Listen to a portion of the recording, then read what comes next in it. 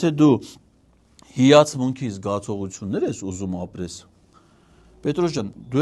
դու հավասարակշռված չես, քո ոլորտում կայացած չես, բան չի ես գնացել մտնես այդ 10 հոգու մեջ, քեզ էլ տանեին շրջագայությունների։ Ուրեմն վարչապետին ասում ես, ինքն էլ Իլհամ Ալիևին է ասում, հավաքվում եք այդ հանրային խորհրդի անդամներով, այդ 10 հոգի հավասարակշռվածներին էլ հետը միացնում եք, գնում եք Բաքու, Նիկոլ Փաշինյանի պաշտոնավարման շրջանում ստեղծվել է Բաքվի ռազմավարի պուրակ։ Այդ ռազմավարի պուրակում ցուցադրվում է այն զենքը սպառազինությունները մի քանի միլիարդ դոլարի, որ Նիկոլ Փաշինյանը հանձնել է Ադրբեջանին։ Շուշիի տանկն էլ անդե, որ այդ հասի օրինակ Շուշիի տանկը տեսնես Բաքվի ռազմավարի պուրակում, ես կարծում եմ, որ դու